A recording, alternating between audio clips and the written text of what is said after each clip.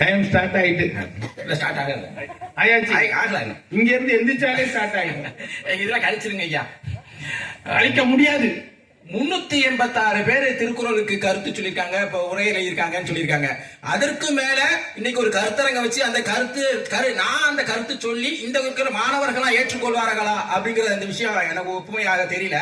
ஆனாலும் கொடுக்கப்பட்ட அந்த தலைப்பின் கீழே வேறு வடிவுல தான் எப்போதுமே நீங்க கேட்டிருக்கலாம். நிறைய என்னோட புலனத்தெல்லாம் பார்த்திருக்கலாம், யூடியூப் சேனல்ல பார்த்திருக்கலாம். ஒவ்வொரு நாளும் ஒவ்வொரு திருக்குறள், அதற்கான ஒரு சிறு குட்டி கதையை தான் ஒன்று சொல்லுவேன். அது மாதிரியான விஷயம் தான். உங்களுக்கு போர் அடிக்காதான் நினைக்கிறேன். உலக புகழ்பெற்ற தமிழின் மாபெரும் நூல் திருக்குறள் மனித வாழ்வின் அனைத்து நெறிகளையும் எளிதாக காட்டுகிறது. மாணவர் செல்வங்களுக்கு முதல் முறையாக கற்க கசடர கற்பவை கற்றபின் நிற்க அதற்கு தக என்ற வாழ்வியல் முறை, வாழ்க்கை முறை நடைமுறைப்படுத்த வேண்டும்.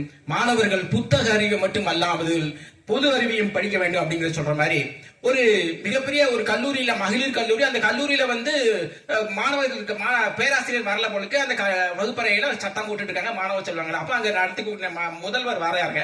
முதல்வர் வந்து என்ன இப்படி சத்தம் போட்டுட்டு இருக்கீங்க, பேராசிரியர் வரல, எங்களுக்கு போர் அடிக்குது, நீங்க ஏதாவது வகுப்பு போயிடுங்க, நீங்க வந்து இந்த மாதிரி ஏதாவது கதையாவது சொல்லுங்க அப்படின்னு சொல்லும்போது அந்த அம்மா வந்து சொல்லுதாங்க. அந்த காலத்துல எல்லாம் வந்து பாத்தீங்கன்னா 7-8 வயசுக்குள்ள எல்லாம் அந்த மகளிருக்கு வந்து கல்யாணம் முடிச்சு விட்டுருவாங்க அப்படிங்கிற மாதிரி ஒரு விஷயம் போகுது. அப்போ அந்த பெண்ணுக்கு வந்து ஒரு 12 வயசுல இருக்கும்போது அந்த கணவன் இறந்து போயிடுறா, அந்த பெண் விதவை ஆகிறாங்க. இப்படி ஒரு காலகட்டத்தில் அந்த பெண்ணுக்கு 15 வயசு ஆகுது. பக்கத்துல இருக்கிற ஒரு கல்யாண வீட்டுக்கு போயிருக்கும் போது அங்க ஒரு வாலிபன் வந்து அந்த பெண்ணை பாக்குறான். அழகா இருக்கிற அந்த பெண்ணை பார்த்துட்டு ஒரு கடிதம் கொடுத்துட்றான் அந்த பெண்ணிட்ட. அந்த பெண் கடிதத்தை வாங்கி வச்சுட்டு அவருக்கு அது படிக்க தெரியாது, அதனால கையில வச்சுட்டு ஒரு 4-5 நாள் கழிச்சு பாக்குது இந்த கடிதத்துல என்ன இருக்கு அப்படின்னு கேட்கும்போது எனக்கு படிக்க தெரியாது. அப்புறம் பக்கத்து படித்த பெண்கள்கிட்ட கேட்டு என்னன்னு போது அந்த பையன் வந்து அந்த பெண்ணை வந்து கல்யாணம் பண்ணிக்க விருப்பப்பட்டிருக்கான். நீ கல்யாணம் பண்ணா நீ நாளைக்கு நீ வரும்போது திரும்பவும் அந்த கல்யாண வீட்டுக்கு வரும்போது தலையில ஒரு ரோஜா பூ வச்சுட்டோம், நான் சம்மதத்தை ஏத்துக்கிறேன் அப்படிங்கிறான். ஆனா அந்த பெண் வந்து 5-6 நாள் கழிச்சு தான் அந்த விஷயத்தை தெரிஞ்சுக்கிறதுனால அவளால அந்த விஷயத்தை செய்ய முடியல. அந்த பெண்ணுக்கு அந்த பையன் மேல ஆசைப்படுறதுக்கு, ஆனா கல்யாணம் நடக்கல. இப்பதான் புரியுது அவளுக்கு, நம்ம படிக்காததுனால நம்மள வந்து நமக்கு இந்த மாதிரி ஒரு விஷயம் கிடைக்காம போயிடுச்சு அப்படின்னு சொல்லிட்டு பெற்றோர்கள்ட்ட போராடி, அந்த காலத்துல பெற்றோர்கள்ட்ட போராடி தனியார் முறையில எம்ஏ படிக்கிறா, எம்என் முடிக்கிறா, எம்ஃபில் முடிக்கிறா, பிஹெச்டி முடிக்கிறா. முடிச்சுட்டு நம்மள மாதிரி பெண்கள் படிக்காம நிறைய பேர் இருப்பாங்க. அதனால அந்த காலத்துல வசதியோடு இருந்ததுனால அவ ஒரு மகளிர் கல்லூரி தொடங்கி அந்த மகளிர் கல்லூரிக்கு முதல்வர் ஆகி மகளிருக்கெல்லாம் கல்லூரியில பாடம் நடத்திட்டு இருக்காப்ல, பயிற்சி நடத்திட்டு இருக்காப்ல. அந்த முதல்வர் யாருன்னா அந்த பெண் நான் தான் அப்படின்னு சொல்லி அந்த பெண்கள்ட்ட சொல்றாங்க. எதனால அந்த பெண்கள் வந்து அப்ப சந்தோஷம். அந்த பெண் வந்து முதல்வராகி இந்த பெண்களுக்கு எல்லாம் கல்லூரி கட்டி கொடுத்துக்கும் போது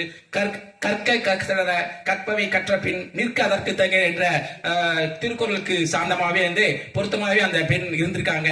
இந்த மாணவர்கள்லாம் கண்டிப்பா வந்து புத்தக அறிவு மட்டும் இல்லாம பொது அறிவியும் தெரிஞ்சுக்கணும் அப்படிங்கிற இந்த விஷயத்த சொல்லிட்டு அடுத்து பாத்தீங்கன்னா ஒழுக்கம் விழுப்பம் தரலாம், ஒழுக்கம் உயிரினும் ஓம்பப்படும். இந்த குரல் வந்து மனிதனை உயர்த்தும் என்று சொல்கிறது. மாணவர்கள் ஒழுக்கத்துடன் நடந்து கொண்டால் அவர்கள் வாழ்க்கை நிச்சயமாக சிறப்பாக இருக்கும் அப்படிங்கிற அந்த விஷயத்தையும் சொல்லிக்கிட்டோம்.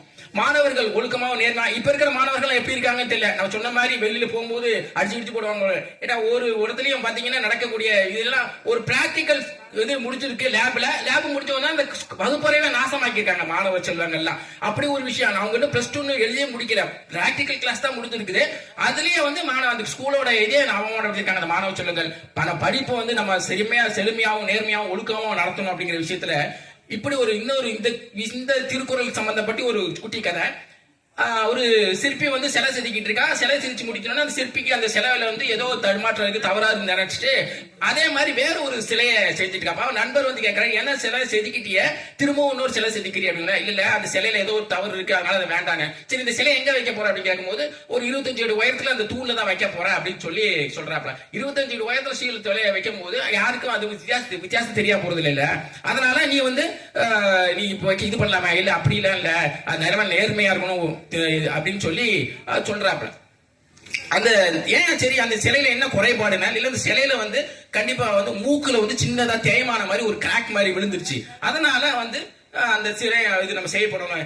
இது யாருக்கு தெரிய போகுது? 25 அடி உயரத்துல இருக்க போகுது அந்த சிலை. நீ வந்து ஏன் வச்சதால இல்ல கண்டிப்பா வந்து சிலையில குறை இருக்குங்கிறது எனக்கு தெரியும்.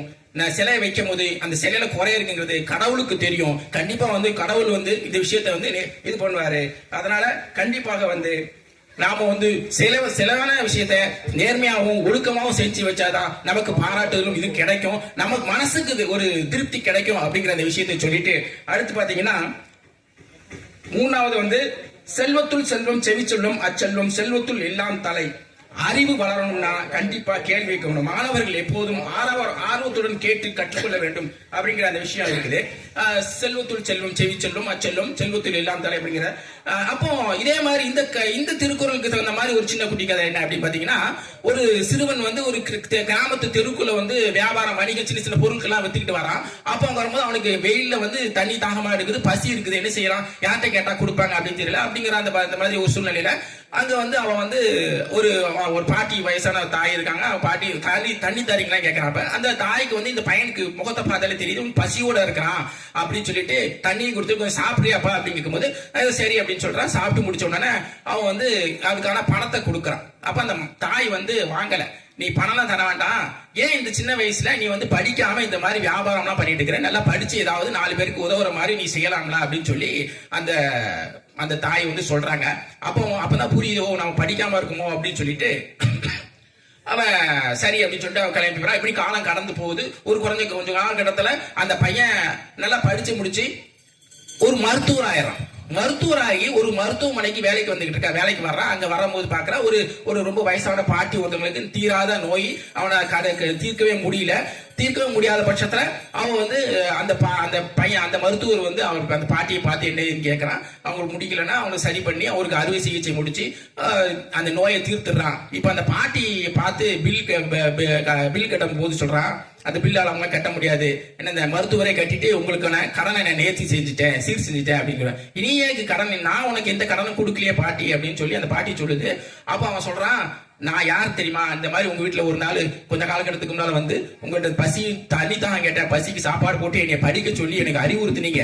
அந்த மாதிரி ஒரு சூழ்நிலையில நான் படிச்சு இப்போ அந்த மருத்துவர் ஆயிட்டேன், இப்போ உங்களுக்கு நான் சேவை செஞ்சிருக்கேன் அப்படிங்கும் போது அந்த பாட்டி வந்து ரொம்ப சந்தோஷப்படுறான். இதான் அந்த செல்வம் செவி செல்வம் எப்படி பாத்தீங்கன்னா, ஒரே ஒரு வார்த்தை நீ படிச்சா என்ன அப்படின்னு சொல்லி அந்த பாட்டி சொன்னதுனால இந்த பையன் படிச்சு இன்னைக்கு மருத்துவர் ஆயிருக்கான் அப்படிங்கிற அந்த விஷயத்தை நம்ம கேட்கும்போது ரொம்ப சந்தோஷமா இருக்கும் இல்லையா.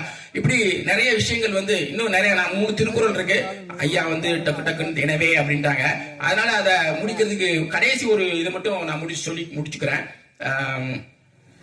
உழுதுண்டே வாழ்வாரே வாழ்வார் மற்றெல்லாம் தொழுதுண்டு பின் செல்பவர் என்ற உழைப்பு குறித்து மாணவர்களுக்கு வந்து விடாமுயற்சியிடம் உழைத்தால் தன்னுடைய இலக்கை அடையலாம் அப்படிங்கிற அந்த ஒரு விஷயம் இருக்கு.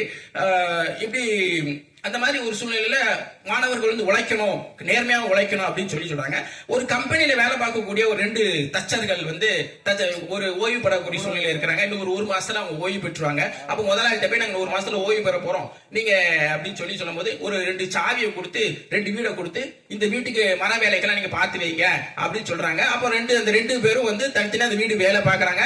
ஒருத்தர் வந்து நம்ம இன்னும் ஒரு 30 நாள்ல வேலையை விட்டு நிக்க போறோம், எதுக்கு போட்டு அப்படின்னு ஏனோதானு சொல்லி வேலை பார்க்கறான். இன்னொருத்தர் வந்து நல்லபடியா நம்ம 30 நாள் போனாலும் நம்ம வந்து கிட்டத்தட்ட நல்லபடியா வேலை படுத்தி கொடுத்து நம்ம பேரை வாங்கணும் அப்படின்னு சொல்லிட்டு பேரை வாங்குறதுக்காக நல்லபடியா வேலை பார்க்கிறாரு. முடிச்சு கொடுத்துட்டு அந்த 30வது நாள் அந்த சாவியை கொடுக்கும்போது அந்த முதலாளி வந்து தன்னோட சாவி வாங்கிட்டு பார்த்து சிரிச்சிட்டு அவங்க கிட்ட அந்த சாவியை கொடுத்து இந்த 2 வீடும் உங்களுக்கு தான் அப்படின்னு சொல்லி அவர் வந்து அந்த வீட்டை சாவியை கொடுத்துறாப்ல. சாவி கொடுத்தோன்னே அவனுக்கு சாவி உடனே 2 வீடு நமக்கு தானே, ஐயோ நமக்கு தான் அந்த வீடு தெரிஞ்சா கண்டிப்பா வந்து நல்லபடியா வேலை பார்த்துக்கலாமே அப்படின்னு சொல்லி அந்த சுமாரா வேலை பார்த்தவனுக்கு ஒரு மாதிரி மனசு நேரிடுது. இந்த நல்ல வேலை பார்த்தவனுக்கு வந்து மனசு ஒரு மாதிரி சந்தோஷமாகுது, நம்ம நல்ல வேலை பார்த்த வீடு நமக்கே கிடைச்சிட்டு அப்படிங்கிற அந்த விஷயத்தை சொல்லி அடுத்ததாக நன்றி நன்றி நன்றி.